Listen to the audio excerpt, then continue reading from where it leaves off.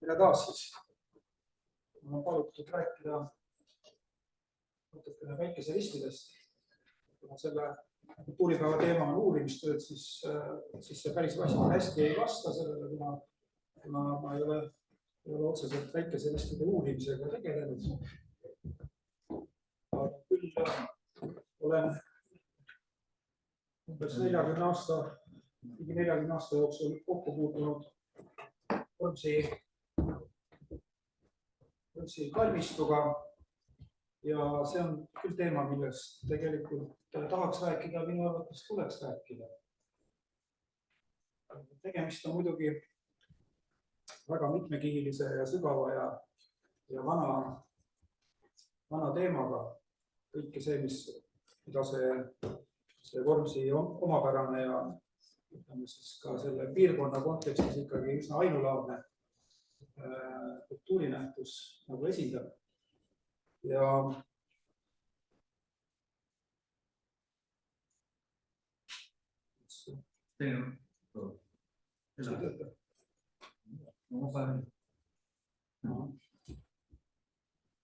nii, oleme kohal. Pilt on ilmselt tuttav, mitte päris, et see on nüüd tehtud kuskil eelmise sajandi 20. või 30. aastatel, selline nägi see Vormsi uus kalmistu välja. Ja on ta üsna ju sellisena säilinud tänapäevani, kuigi puid on juurde tulnud siin nõukogude ajal. Ja mina mäletan ka seda aega, kui see surnuaed üldse läbi ei paistnud, kui ta oli eriti see vanem päikeseristide osa oli lausa võssa kasvanud. Ja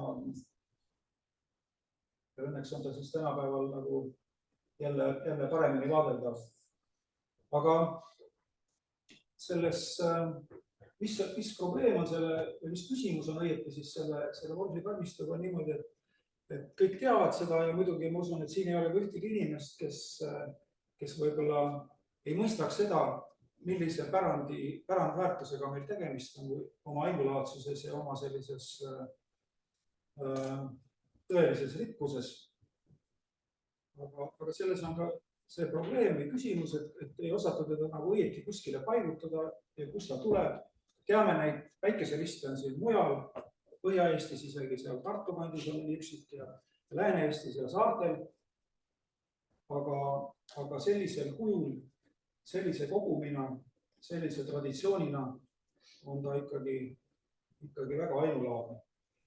Ja selle ettekande sees ma proovingi siis vaadata natuke neid lähtekohti ja seda kultuuriruumi ja seda ajalugu, kus see sümbol ja selline traditsioon pärit on ja millega tegelikult me oma selle pärandiga siis ka vaimses mõttes tänaseni seotud oleme ja mis on see väärtus, mida me tegelikult hoiame. Et alustada tuleb paraku üsna kaugelt. Et see kena võimas kaljujoonis ilmselt ei anna nagu palju võimalusi siin ka mõista, millega selle sümboli puhul tegemist on. Konkreetselt see on üks vanemaid siis päikeseristi kujutisi ja see on isegi vanem kui siis pronksiaeg, millest enamus neid vanemad päikeseristid päritanud. See oli neoliitikumi ja need on, kui küsida, et kus siis on tekkinud see sümbol või kus ta pärit on, siis tõenäoliselt ei saagi sellele küsimusele vastata. Tegemist on nii algupärase asjaga, et ta ilmselt on tekkinud mitmes kohas täiesti sõltumatult. See konkreetne kujutis on pärit lausa Ameerikast. Võime edasi minna siis. Aga nüüd, kui me tuleme üle ookeani lähemale, siis on sellised toredad väiksed kullast plaadid leitud. Ja kui te vaatate endale peale, siis esimene pilt minulgi, et toredad sellised kristlikud märgid, eks ole.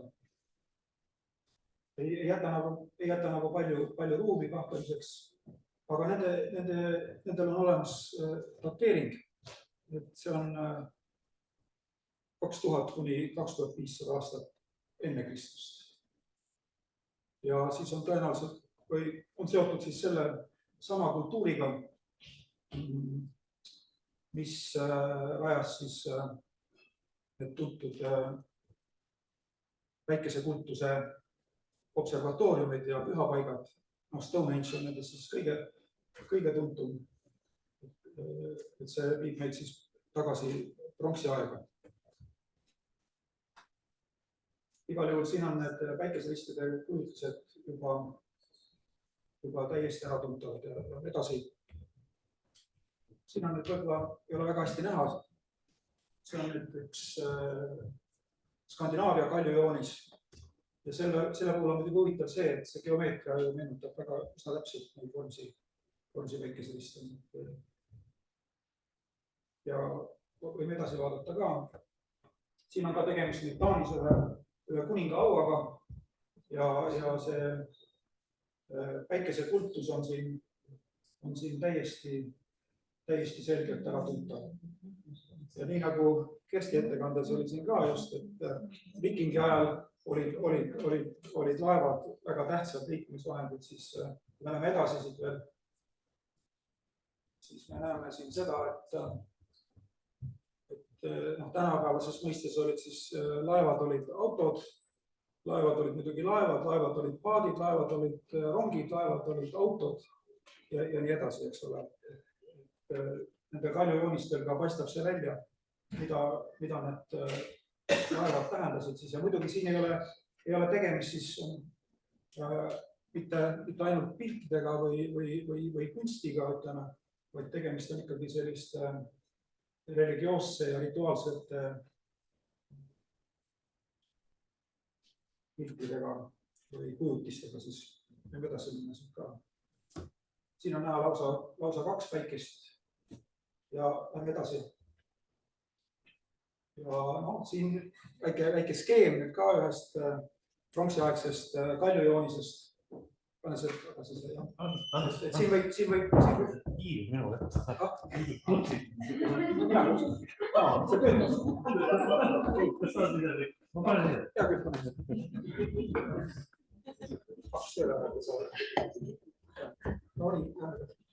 Siin on väike piltmaistatus, et kas on 5 päikest siin või võite julgelt ära arvata, mis siin kujutatud on. Siin on nüüd natuke teine kujutus, siis kui lääne-inimesed harjunud oma perspektiivis, eks ole, siin on selline, mitte aksõnomeetria, aga selline tähenduslik joonistus, eks ole. Vist ei ole väga raske ära tunda siin 2 härga ja 4 rattaga vankrit ja siis neid toredaid pronksiaegseid inimesi siin. Siin tuleb muidugi selle sümboliga teine tähendus, mis on meil eesti keeles ka kodune, on siis ratasrist. Ja siin võib tekkida küsimus, et kas üldse on, et kus on päike ja kus on ratas. Aga kui me läheme nüüd edasi järgmise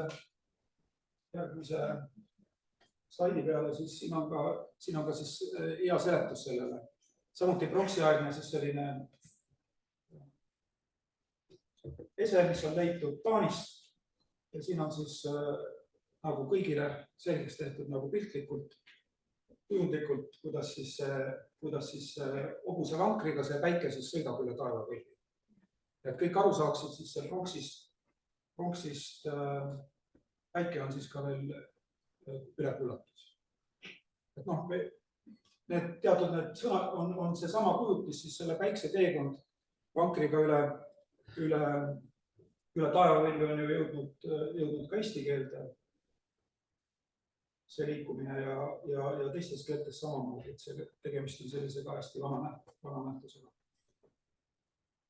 Ja siin on siis nad mõlemad, nii päike kui vanker üles sõitav siis nende hulgaliselt nende vanade laevade vahel. Et see pronksiaegsed kujutused on siis üsna lähedal siin. Need on siis Lõuna-Rootsis, Norras ja Taanil ja eriti siis tuntud on Bornholmi palju joonised. Ja muidugi see on siis taevakehade kultus, pronksiaegse usundiga seotud. Ja muidugi on küsimus see siis, et meie ajal on ta siis valdavalt siis tuntud päikeserist kristliku sümbolina, et kuidas nad siis ristiusku üle tulid, et võime järgmise slaidi võtta. Siin on nüüd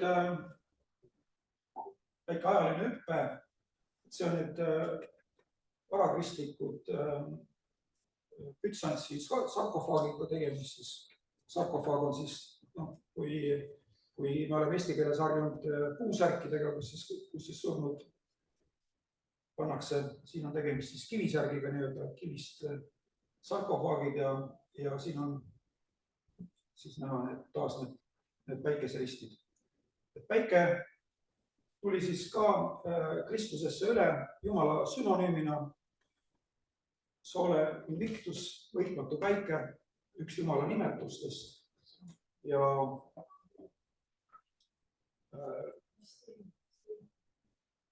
koosneb siis kahest osast. Rist teatavasti on Kristuses võidumärk. Kristus oma kannatamise ja surma ja ülestõusmega võitis maise surma ja sellest siis rist kui võidumärk. Võtame järgmise slaidi. Siis Kristuses lisandus sellele päikeseringile ka teine tähendus. See on siis pärg. See on ka konkreetne foto siis ühest Bütsantsi sarkofaagi detailist. Ja see on selles mõttes hea, et siin on siis näha selle päikeseristi nii-öelda arendus. Näeme, et siin on risti asemel nii-öelda kuueks jagatud see väri ja siin on siis tegemist Kristuse monogrammiga. See koosneb siis kahest tähest, I-st ja X-ist ja see on siis kreeka keeles Jeesus Kristus. Samamoodi siis sarkofaagile märgitud siis võidumärgiks ja mis siin on eriti huvitav, on see, et teatavasti Bütsants oli siis ju kreeka keelne valdavalt ja võttis siis üle palju muistest antiik-kreeka kultuurist, siis kreeklased on siia pannud ja kujundanud siis sellest ringikujulisest osast võidupärja, nagu te näete, siin on need eesti keeles on ka olemas selline väljend nagu Loorberi pärg, eks ole. Te teate kõik, mis pandi vanadel antiiksetel olümpiamängudel võitjatele pähe, võidupärg, eks ole.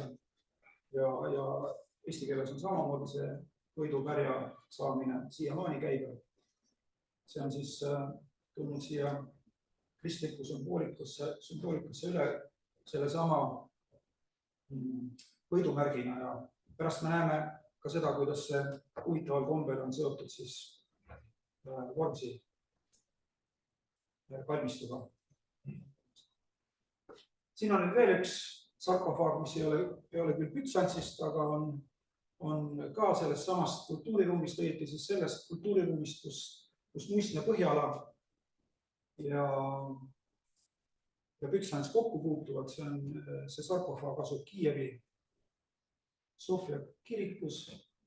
Siin on siis ka näete see sama Kristuse rõngas päikeserist siin kujutatud ja võib-olla huvitav on märkida ka seda, et selles sarkofaagis siis puhkab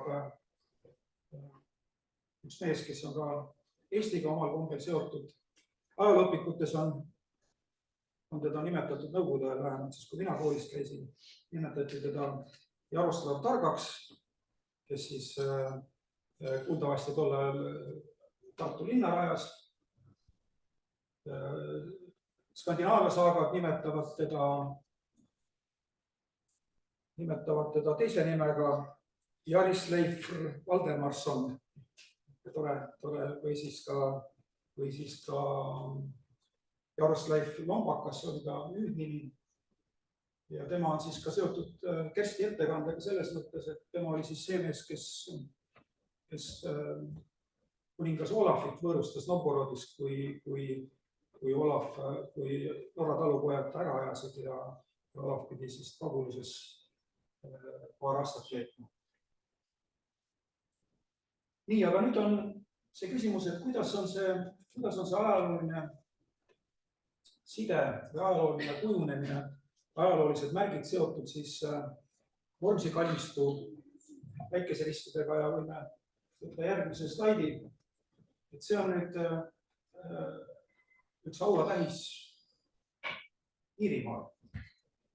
Ja see on siis, neid kutsutakse ajaloos trapetsiaalseteks haua plaatideks. Need on siuke lohisev nimi, natuke paremat ei ole praegu võtta. Ja siin on siis palju räägitud nende päritolust ja nende kasutamisviis jääb siis ajavahemikku 7–14 sajand ja eriti moes on nad olnud siis 11. kuni 13. sajandil. Ja siin on siis samamoodi kokku saanud väga vana paganlik traditsioon ja kristlik traditsioon. See on siis omamoodi maailmamudel. Tegemist on siis ilmapuu ehk siis taevasamba, ilmasamba kujutisega, mis siis hoiab maailma käigus, hoiab maailma koos. Kui me hakkame siis altpoolt peale, eks ole, siis allpool on allmaailm, see on siis selle ilmapuu kännu ja pinnase osa, siis on tüvi, mis on siis ilmaruum, mis meil on siin elamiseks, ehk siis mainemaailm, allmaailma peal ja üleval siis selle päikeseristi märgiga on siis, see sümboliseerib siis taevaseid asju, taevast. Ja see sümbol on siis taas nagu päikeseristki täiesti universaalne. Etnograafias on siis teada ja mütoloogias on siis teada see meil võib-olla kõige lähemalt Siberi rahvaste juures, aga siis ka Iraanis näiteks ja Austraalia aborigeenidel, nii et tõeline ja Ameerikas samamoodi, et see sümbol on siis tõeliselt rahvusvaheline ja algupärane. Aga kui me läheme edasi, siis näete, me jõuame nüüd Eestimaale. See on Vanila kiriku põrandas säilinud hauaplaat ja nii nagu siin ka Kerstil oli juttu, et käivad suured vaidlused, eks ole, kas on võimalik, et kristlikud sümbolid on siis enne siis Saksa-Taani vallutust Eestis, et see on ka nüüd üks vaidlusobjekt. On ikkagi üsna kindel, et need trapetsiaalsed need hauaplaadid on vähemalt osaliselt olnud juba siin ka enne vallutust. Ja kui me vaatame ka edasi, siis eks need kujutised ise ei jäta nagu palju selles kontekstis palju ruumi selleks, et neid pidada mittekristlikeks. Nad on enamasti oma algsetest asukohtadest kõrvaldatud, paljud neist on katki ja need on kasutatud siis ehituskividena või kaunistustena kiriku seinas, aga õnneks sellisena siis ka säilinud ja nad on just iseloomustavad seda meie piirkonda siin, Saaremaad, Läänemaad ja mujal on neid tunduvalt vähem, kõik on üksikud ka mujal Eestis. Võime järgmise võtta. Siin on nüüd juba Pöide kirikust näha, kus on siis lisaks sellele päikeseristi fragmendi või peamotiivile on siis näha ka sellised kristlikud detailid siin sees, eks ole. All siis viinapuleht varre juures ja muud kristlikud sümbolid seal selle risti sees.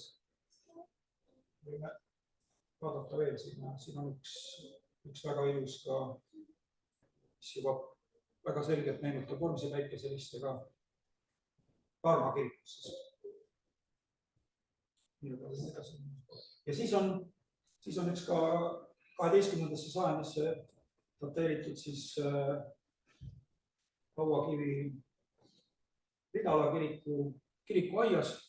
Siit on küll teil on ilmselt üsna raske näha seda päikesekujutlust siin sees, aga ta on seal sees täiesti olemas. Ja siis nüüd on selline, ma ei tea, paljud teist on seda päikeseristi kohanud.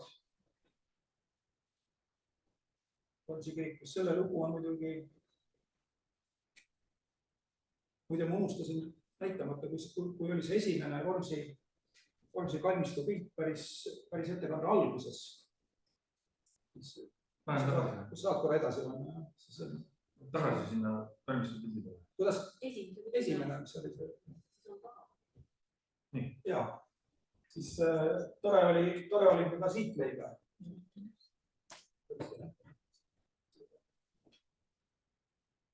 Aga siis teda vahepeal oli ta ennast ära peitnud.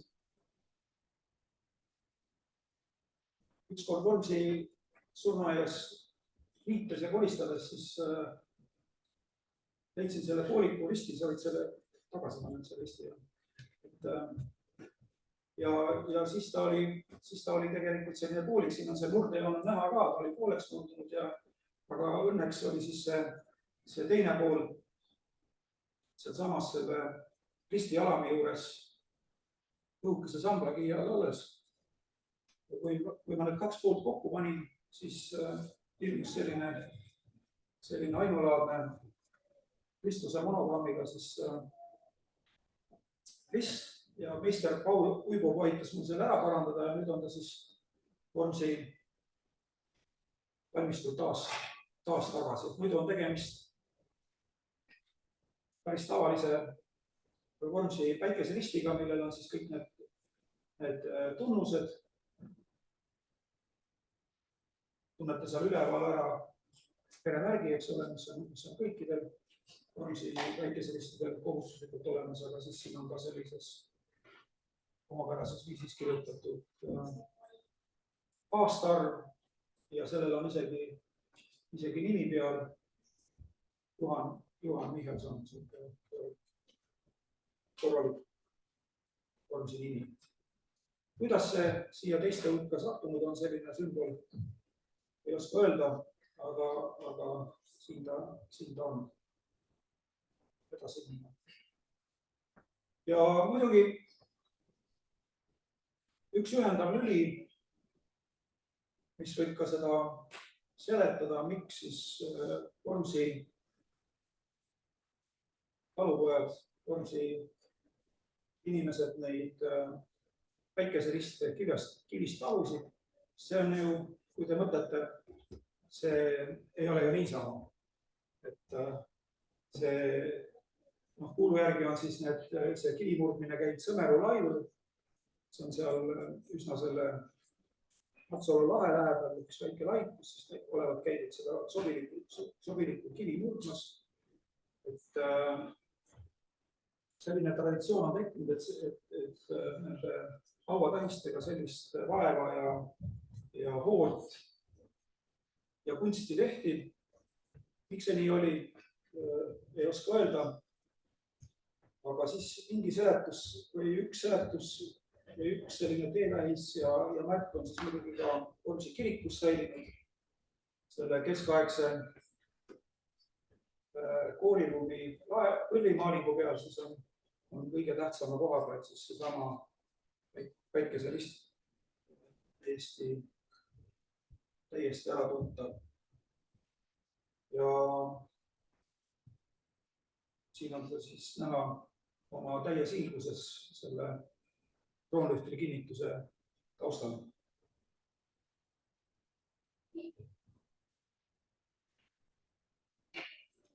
Omaette teema muidugi, miks seda päikeseristide asja tuleks ka nagu rääkida ja mõelda ja võib-olla ka siis sellest kirjutada muidugi see teatav segadus, mis on selle risti nimetusega, selle kujutise nimetusega on ju väga levinud olnud Eestis selline nimetus nagu rõngasrist. Samas me oma naaberrahvaste hulgas seda nimetust kuskil tegelikult ei leia. Rootsi keeles on ta solkos, eks ole, ka päikeserist, inglise keeles sandos, ladina keeles lux solaris ja nii edasi ja nii edasi. Eesti keeles on ilmselt tekkinud siin mingi kultuurikatkestus ja selle tõttu on siis nimi ka muutunud. Omamoodi seda segadust näitab ka siis need uuringud, mis on tehtud omal ajal sellel teemal siis, et on olemas Lembit Odrese uuring, Eesti rõngasristid ja kindlasti soovitan veel ka vaadata Pille Arneki tööd Eesti ratasristid, mis on ka Vormsi raamatukogus olemas. Tema küll keskendub põhiliselt nendele tekstidele, mis on nendele väikeseristidele kirjutatud. Ja väga huvitav, siis mida ma kasutasin oma ettekandes, siis on Mari Joiti trapetsiaalsed hauaplaadid Eestis on ka ilmunud. Nii et ma väga loodan, et me koos eelkõige suudame seda pärandit, mis Vormsi väikeseristide näol on meile antud, hoida ja säilitada ja mõista selle tähendust. Ja et see võiks ka leida selles mõttes kinnitust, et me suudame tagada nende säilimise ja püsimise ja võib-olla ka selle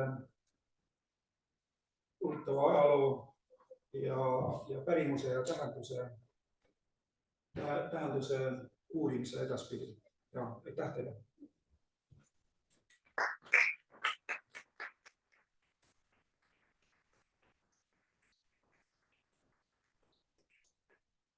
Aitäh, Ants. Kas kellelgi on küsimusi või mõtteid, mida Antsu käest küsida või meiega jagada? Ants, sul ei ole? On, no küsi siis. Kui ma mäletan, ma mõne Johanilast küsisin, et kus see kliimakene tuli, siis ta rääkis Hiia ja Taksitest.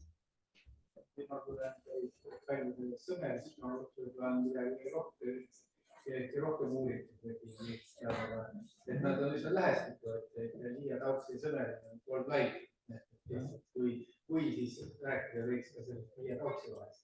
Ja võib-olla, et see, kui rääkida sellest asukohast, et siis kui te Rohukülasse praamiga sõidate või Rohukülast välja sõidate, siis need on just need laiud, mis jäävad siis lõuna poole. Ehk siis kui te näiteks praegu sõidate Rohukülla, siis enne Rohuküla jõudmist on need väiksed laiud siis paremat kätt. Ja esimene kõige madalam on siis sama Sõmeru ja mis Ants mainis, Hiia ja Sõmeru on tänaseks päevaks kokku kasvanud praktiliselt üheks laiuks ja Tauksi on siis seal eemal. Ma olen ise mõelnud seda, et siin oleks huvitav paadiga minna, et ilmselt kuna need kivimurdmiskohad peaksid olema, kuna see maa kerkimine on, eks ole, olnud märgatav ka sealkandis, siis tegelikult teoreetiliselt peaks olema need kivimurdmiskohad seal leitavad tänapäeval.